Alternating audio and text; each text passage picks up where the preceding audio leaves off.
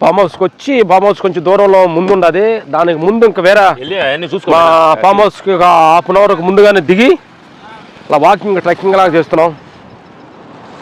ఇక్కడ కర్ర తీసుకుంటున్నాను నేను, చేతిలో కర్ర ఉండాలి కదా. పొలాల్లో నడుస్తున్నప్పుడు మన చేతిలో కర్ర అనేది ఒకటి ఉంటుంది. మా చేతులు ఇప్పుడు చిన్న స్టిక్ ఒకటి తీసుకుంటాం. అదే కుక్కలకి ఎక్కలు ఫామ్లు గీలు ఉన్నాయి, కానీ మన కర్ర ఒకటి తీసుకొని ఉండాలి. రైతు కూడా పొలంలోకి వెళ్ళినప్పుడు కంపల్సరీ ఒక కర్ర పట్టుకొని ఉంటాడు. అది ఒక ఊచ కర్ర మనకు ఆధారం. కుక్కలు చిన్న పాములు లేకపోతే మనం నడవడానికి రాయి తగిలిన చేతులు ఇట్లా సపోర్ట్ భూమికి చేసి నడవడానికి అనేది ఉపయోగపడుతుంది.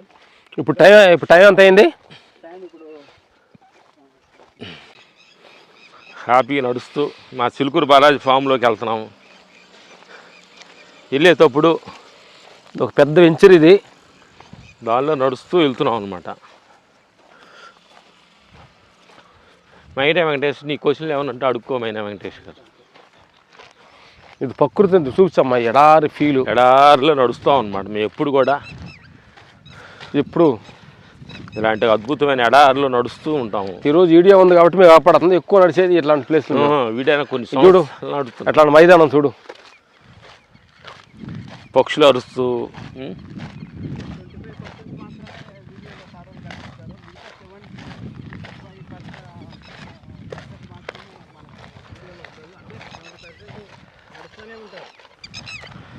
మాకు నడక అంటే చాలా ఇంట్రెస్ట్. ప్రకృతి తల్లి ఒడిలో నడవాలంటే మాకు చాలా ఆనందంగా అనమాట. మా ఫీలింగ్ ఏంటంటే ప్రకృతి తల్లి ఏం చెప్తున్నాం అంటే, అదిగో సూర్యుడు అలా మన మీద సూర్యకిరణాలు పడుతున్నాయి, చూస్తున్నాడు, మనలే చూస్తున్నాడు, వెళ్తుంటే మా గుర్తే వస్తున్నాడు. ఆకాశం అనే కిరణాలు మన మీద నెత్తి మీద పడుతున్నాయి, భూమి అనే ఎనర్జీ మన లోపల తగులుతుంది, చెట్లన్నీ మనం చూస్తున్నాయి, గాలి మనల్ని తాగుతుంది. ఇలాంటి ప్రకృతి తల్లి ఒడిలో మనం నడుస్తూ వెళ్తున్నప్పుడు ఎంత ఆనందంగా, ఎంత హ్యాపీగా ఉంటుంది నా మిత్రులారా. అందుకని ప్రతి మనిషి నేచర్స్లో ప్రకృతి అమ్మ ఒడిలో పంచభూతాలని గమనించుకుంటూ, మన లోపల ఉన్న పంచేంద్రియాలను గమనించుకుంటూ, అలర్ట్గా ఉంటూ,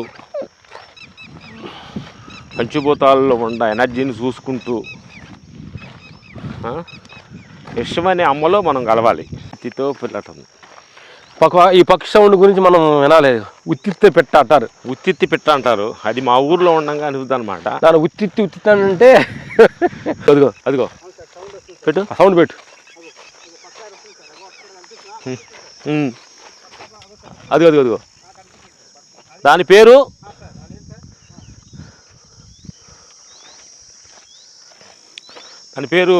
ఉత్తిత్తి అని అంటాం. ఉత్తిత్తి పెట్ట అంటాం మేము. ఊర్లో కానించి ఉత్తిత్తో నడుస్తుంటది. దాని సంసారం ఉత్తిత్తి. నేను ఎవరో తెలుసా? ఉత్తిత్తో అంటది. నా పేరేంటి తెలుసా? ఉత్తిత్తో. నాకు 100 ఎకరం పొలం ఉంది, ఉత్తిత్తో. నేను చాలా బలంగా ఉండాను, ఉత్తిత్తో అంటే ఇది మారిపోతుంది కదా. ఆ ఉత్తిత్తి పెట్ట ద్వారా మన అన్ని ఈ ప్రపంచం ఉత్తిత్తో ఇదంతా మాయో. నా సంసారం, నా పిల్లలు అనుకుని పొద్దుకులా టెంకలు పడుతున్నావు కదా, ఇది ఉత్తిత్తో ఇదో మాయో.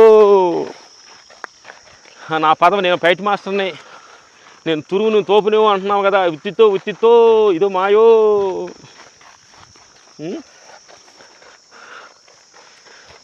ప్రపంచం ఇవన్నీ కూడా ఆది శంకరాచార్యులు గారు అన్నారు, బ్రహ్మ సత్యం జగతమిథ్య. బుద్ధ భగవాన్ చెప్పిన మాట అనిత్య బోధ, అనిత్యాధారం. ఎన్ని ప్రపంచం అనిత్యం, సంసారం అనిత్యం, దేహానిత్యము. ఇదంతా నిరంతరం మారేదే, నిరంతరం అనిత్యమైంది, ఇది నిరంతరం మార్పు చెందేది, ఇదంతా అనిత్యము. అప్పుడు ఉత్తిత్త పిట్టి ద్వారా ఇదంతా అనిత్యం అనే సత్యాన్ని మహానుభావులు చెప్పారనమాట. అందుకని ప్రపంచం మీద అంత ఫోకస్ పెట్టుకోగాకండి, దాని మీద దుఃఖపడతారు. సంసారం మీద అంత ఫోకస్ పూర్వకంగా ఉండగాకండి, దానిలో లిమిట్గా ఉండండి. ఎంత ఎక్కువ ఫోకస్ పెడితే దాని ద్వారా దుఃఖం పొందుతావు. ఈ దేహం అనే మమకారాలు ఎక్కువ ఫోకస్ పెట్టకండి, దాని ద్వారా దుఃఖం పొందుతావు. అన్నిటిపైన మధ్య భాగంలో ఉండండి, అన్నిటినీ సమానంగా ఉండండి. దేని మీద అతికి ప్రేమ వద్దు, దేని మీద అతికి దేశం వద్దు. ఈ మూటి మీద ప్రపంచం, సంసారం, దేహం, ఈ మూటి మీద చాలా అలక్ట్గా ఉండండి. ఈ నిరంతరం మారేయి అని సత్యాన్ని చెప్పుకుంటూ ముందుగా నడుస్తున్నాం. ఈ వీడియోతో థ్యాంక్స్, థ్యాంక్ యూ. పక్షి గురించి చెప్తారు కదా సార్, ఉత్తి పిట్ట గురించి వచ్చింది. కాకి ఎగిరిపోతుంది సార్, కాకిని చూసి మనం ఏం నేర్చుకోవాలి? అది కొంచెం కాకేమంటున్నాడు? కావు కావు కావు. ఇతర కాకి, నేను మనిషిని. నేనెవరో తెలుసా? కావు కావు. నాకెంత ఆస్తుందో తెలుసా? కావు కావు. నా పిల్లలు, నేను సంసారం, నేను కావు కావు అంత కాకడుతుంది. కావు కావు, నువ్వు కావు మనిషి, నువ్వు మనిషి, అవి కావు, అవి నువ్వు కావు అని అంటున్నాడు కాకి. ఇదేనే చాలా బలవంతుణ్ణి. నువ్వు కావు, అది నువ్వు కావు కావు. లేదు, నాకు పదం ఉంది. కావు కావు, అది నువ్వు కావు, అది నువ్వు కావు, అది నువ్వు కాదు, అది నువ్వు కావు. నా మిత్రులారా, కాకి ద్వారా మనం అద్భుతమైన జ్ఞానాన్ని నేర్చుకోవచ్చు అనే సత్యాన్ని మాకు మైనా వెంకటేష్ మాకు గుర్తు చేశారు. కాబట్టి కాకి అరిచిన దాంట్లో కూడా అద్భుతమైన అంతరాత్మాన్ని మనం గమనించవచ్చు. కావు కావు కావు అంటది. అది మనం కూడా మన ఇంట్లో ఉన్నప్పుడు కూడా ఏదో ఒకటి ఇది మొత్తం నాదే అన్నప్పుడు అది కావు కావు అంటది, అరుతుంటది. అప్పుడు మనం అలెక్ట్గా ఉండాలి. ఇది నేను కాను, ఇది నాకు కాను అని. అందుకని నా మిత్రులారా, ప్రతి ప్రకృతిలో ఒక పక్షి అరిచిందంటే దాంట్లో కూడా అంతరాత్మ ఉంది. నేను తెలుసుకోవచ్చు. కాకి ద్వారా మనం ఏమి కావు కావు కావు కావు అనే సంగతి తెలుసు. థ్యాంక్ యూ మైనా వెంకటేష్. కాకి ద్వారా మంచి సెంటెన్స్ ఇచ్చారు, మాకు తెలియలేదు, నీ ద్వారా మేము దాన్ని అర్థమైంది. నెక్స్ట్ ఇంకో కాకి, ఇది ఎగిరిపో పాడైపోయిన గూడు. ఓ రామ, ఇది పయ్యనించేవో చిలుక, ఎగిరిపో పాడైపోయేని గూడు అనే పాట అద్భుతంగా మా మనసులని ఒక పాట మనసును మంచిందనమాట. ఈ గూడు కూడా ఆత్మని ఎగిరిపోతే, చైతన్యం పోతే, ఈ చైతన్యం ఎగిరిపోతుంది. ఈ ఫ్లవర్ చూడ ఎంత అందంగా ఉందో. ఈ ఫ్లవర్ చూడ ఎంత అందంగా ఉంది. ఫ్లవర్ చూపించు. ఒకే చెట్టుకి వైటు తర్వాత రోస్. దీని గురించి మన ఆత్మ చెప్పుకోవాలి. ఒకే చెట్లో రెండు రకాలుగా ఉన్నట్టు మనలో తెలుసుకోవాలి. దీంట్లో ఆత్మ ఉన్నది, జీవుడు ఉన్నాడు, ఆత్మ ఉన్నది. ఒకే చెట్టుకు రెండు రకాలుగా ఉన్నప్పుడు నీలో చైతన్యం ఉంది, దానిలో అనంతమైన ఆత్మశక్తి కూడా ఉంది. కాబట్టి మనలో పరమాత్మ ఉన్నది, నువ్వు జీవిస్తానికి ఆ శైలి జరిపే చైతన్యం కూడా దీంట్లో ఉండాలని తెలుసుకోవాలి. రెండు రకాల మనుషులు దీంట్లోను. అందుకని ఇందాక ఆ పాట ఫినిషింగ్ చేద్దాం అనమాట. పయనించేవో చిలుక, ఎగిరిపో పాడైపోయనే గూడు. ఈ పాట పయనించేది మనం, ఈ దేహం. పయనించేవో చిలుక, ఎగిరిపో అంటే నీ ఆత్మ పోయిందంటే ఈ దేహం పాడైపోతుంది. అందుకని ఆ ఆత్మ ఎగరక ముందే నువ్వు ఎవరివి అని సత్యాన్ని తెలుసుకుంటే చాలా అద్భుతంగా ఉంటుంది. ఇదే భగవాన్ రమణులు అన్నారు, దేహం దీపం ఉండగానే ఇల్లు చక్క పెట్టుకోమని చెప్పారు. ఇదే దీపం అంటే నీ లోపల ఆత్మ అనే సత్యం ఉండగానే ఇల్లు చక్క పెట్టుకోమని పెద్దలు చెప్పారు అన్నమాట నా మిత్రులారా. అందుకని పయనించేవో చిలుక, ఎగిరిపో పాడైపోయేనే దేహం అనే సత్యాన్ని మనం ఈ ద్వారా తెలుసుకొని జ్ఞానం పొందాం అనమాట. ఓకే, ఇలాంటి అద్భుతమైన ప్రశాంతంగా మనుషులు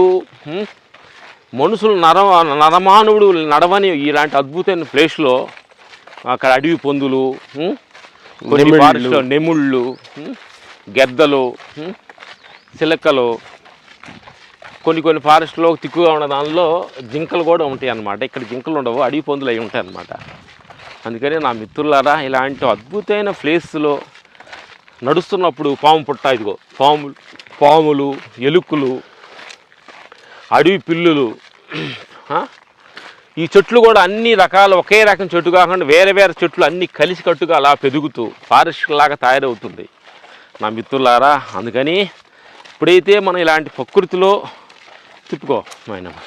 ప్రకృతిలో అద్భుతంగా ఇలా నేచర్లో మనం నడుస్తున్నప్పుడు ప్రకృతి తల్లితో మనం అన్ని జీవాలతోటి, అన్ని పక్షులు, జీవరాశులు, చెట్లు ఆకాశం, సూర్యుడు, చంద్రుడు, భూమి, గాలి అన్నిటితోటి మనం కొంచెం అనుసంధానం అయినట్టుగా మనం ఫీల్ అయ్యి వాటితోటి మనం కానీ ఈ భావన పెంచుకొని కానీ మనం నడుస్తుంటే అసలు అద్భుతంగా ఉంటారనమాట. అందుకని ప్రకృతి అమ్మ ఒడిలో ప్రతి క్షణం జీవించుతూ ఉండాలి.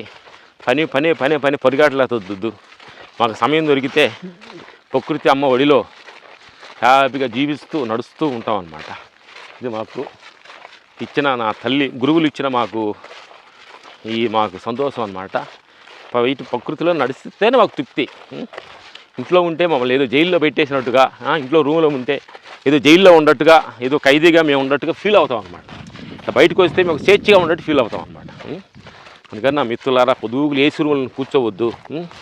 బయట కేబీఆర్ పార్కులని, పక్కన ఇళ్ళల్లో పక్క చిన్న చిన్న పార్కులు ఉంటే పొద్దున్న పార్కులోకి వెళ్ళి మీకు తెలిసిన చిన్న చిన్న ఎక్సర్సైజ్ చేసుకోండి, ఓకే అని మమ్మల్ని మేము పరిశీలించుకుంటూ, మీరు కూడా ధ్యానం చేసేటప్పుడల్లా, ప్రతి చేసేటప్పుడల్లా నేను ఎవరిని హూ ఆర్ యూ, నాన్ యార్ అని భగవాన్ రమణులు అని చెప్పినట్టుగా,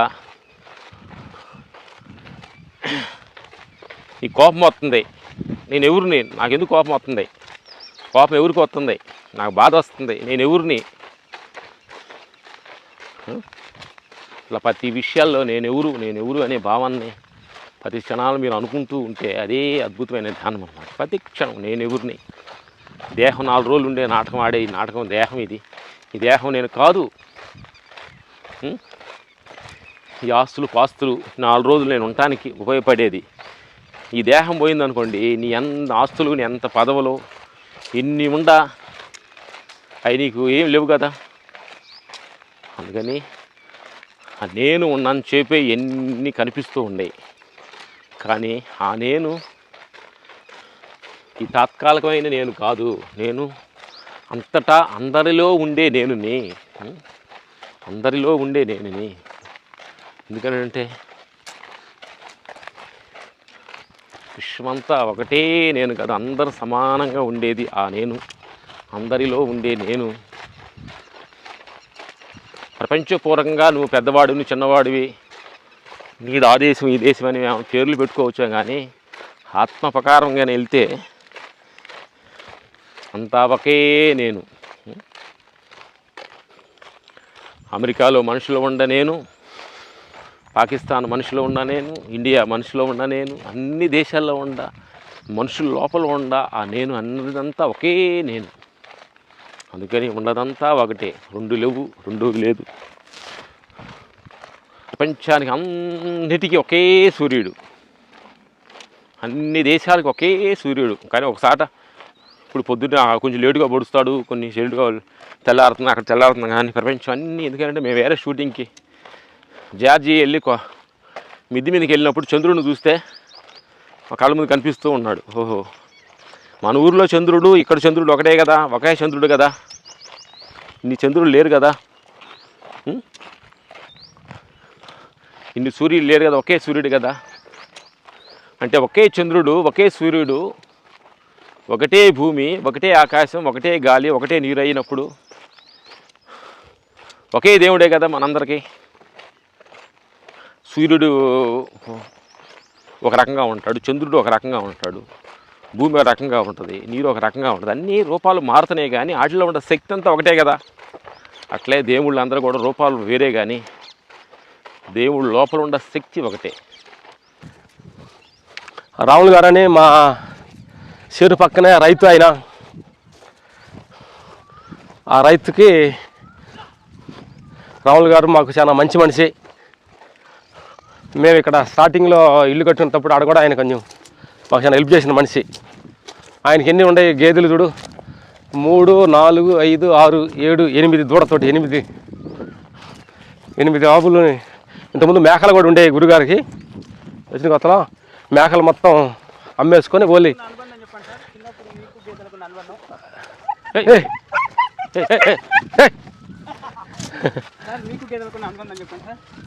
చెప్పండి రాములు గారు. ఇంతకుముందు మేకలు ఉండే కదా, మరి మేకలు అమ్మేసి గేదెలు ఎందుకు ఉన్నారు, ఎట్లా ఏంటి, ఆడ ఆదాయం తక్కువ ఉంటుందని ఏంటి ఇటు అమ్ముతారా? ఎందుకని కాయలేకపోతున్నావా? ఏది మోకాలా, ఏది ఇక్కడ, ఏది నిప్పు వస్తుందా? ఓ నొప్పిగా ఉంటుందా? సార్ హాస్పిటల్లో చూపించారా? చూపించలేను, అతను గోయిలు పోయి వేసుకుంటున్నా. అదే నీకు నాకు 60 సంవత్సరాలు.